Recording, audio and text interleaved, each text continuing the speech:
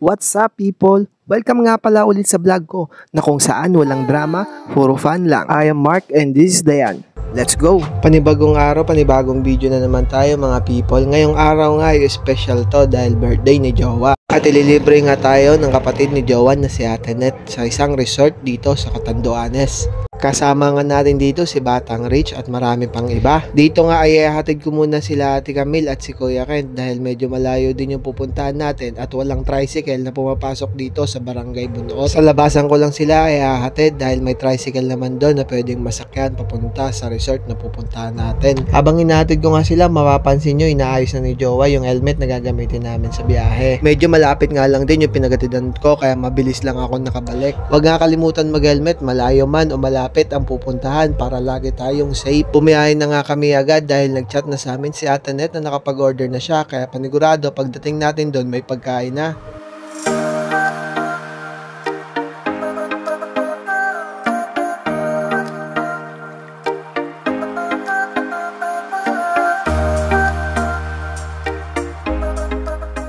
At habang binabaybay nga namin ng Barangay Lictin ay may hindi inaasahang pangyayari. Napansin ko na umuusok yung preno sa unahan.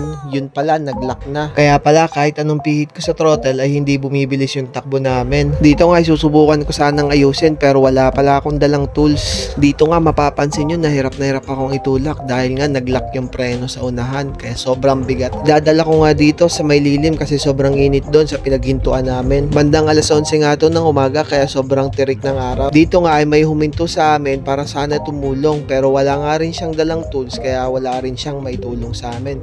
Pero salamat pa rin sa iyo kuya. Dito nga ay chinat na ni Jowa ang tropa namin dahil wala na kaming choice. Dahil mahirap ngang itulak ito papunta sa paayusan ng motor. Ilang saglit nga lang ay dumating na yung tropa na chinat namin na may dalang tools. Buti na nga lang talaga may kaibigan tayong maasahan sa mga ganitong sitwasyon. Sila nga pala ang tropa natin na si Jay at si Ray. Maraming salamat sa inyong dalawa. Shoutout sa inyo, sobrang solid nyo. Hindi nga nagtagal at naayos na nila. Kaya mas maganda talagang palaging may tools na dala. Binigyan nga namin ni Jowa na kaunting panggas dahil nga sa effort na pagpunta nila at pagtulong sa amin. At umalis nga lang din sila agad dahil may ginagawa sila sa thesis nila. Maraming salamat sa inyong dalawa. At tumuloy na nga rin kami sa pupuntahan namin. Ilang saglit nga ay may hinintuan kami para bumili ng maiinom dahil sa sobrang init ay uhaw na uhaw kami. At tumuloy na nga rin kagad kami sa biyahe dahil medyo malapit na rin kami sa Birac at sa pupuntahan naming resort.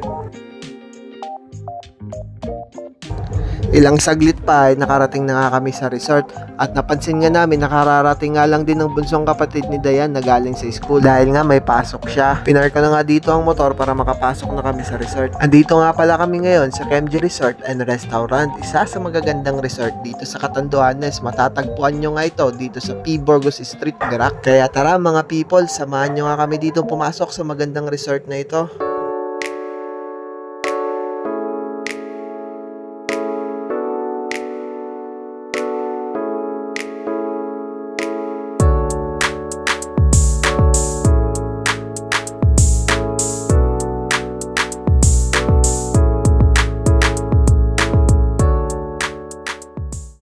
Sinalubong na nga kami dito ng mga kapatid ni Jowa dahil kanina pa silang naiinip sa amin kakaantay.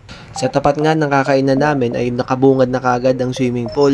At pagdating nga namin ay talagang may pagkain na, kakain na lang kami. Libre nga lahat ito ni Ate Net dahil pa-birthday niya ito kay Jowa. Kaya sobrang salamat sa iyo Ate Net. Sa lahat nga ng mga lakad namin ay isa si Ate Net sa sumasagot sa pagkain. Kaya kung ang tawag ko kay Ainsley ay Batang Rich, sa kanya naman ay Ating Rich. Dahil kapag gumastos nga ito sa pagkain ay talaga namang hindi ka titipirin. Kasama nga pala natin dito si Ate Clarice, isa sa mga rich na barkada din ni Ate Net. Tuwang-tuwa nga ang Batang Rich dahil nakagala na naman siya kaya sobrang likot na naman. Isa nga ito sa pinagkakabala ni Jowa ang alagaan ng pamangkin niya. Inaantay nga lang namin si Ate Net para sabay-sabay na kaming kumain. Dumating na nga dito si Ate Net at may dala kagad na regalo para kay Jowa. Isang magandang relo nga ang binigay ni Ate Net at mukhang mamahalin.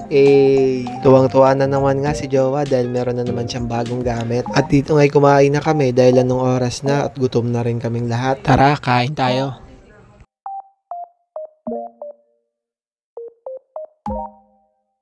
Dito nga ay tapos na kaming kumain at busog na ang lahat. Mapapansin nyo nga rito, si Batang Rich ay nakabihis na ng pang swimming, excited na kagad maligo sa swimming pool. At hindi na nga nakapaghintay, siya na nga ang pinakauna naligo sa amin. Tuwang-tuwa nga siya dahil sobrang ganda nga ng swimming pool na para sa bata. Hindi naman masyadong malalim kaya okay lang din. At kahit nga mababaw yung pool, kailangan pa rin bantayan at samahan ni Kuya Kent dahil bata pa nga si Batang Rich. Hindi nga lang swimming pool lang meron dito sa KMG, meron din ditong room na pwede mong pagpahingan. At meron din sila ditong KTV kung gusto nyong kumanta at uminom. Lumipat na nga kami dito sa unahan ng pool at dinala namin dito yung mga tirang pagkain para dito na lang kami kumain kapag katapos naming maligo sa pool. Tara, ligo na tayo.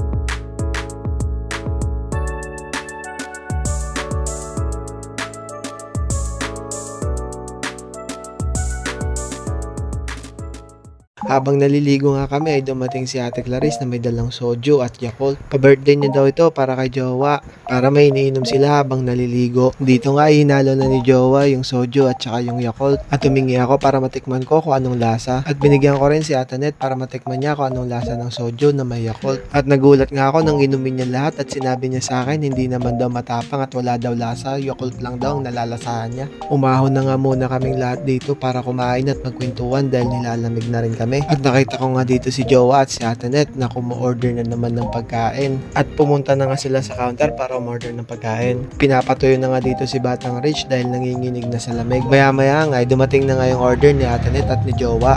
At eto nga ay kakain na naman tayo kahit katatapos lang natin kumain.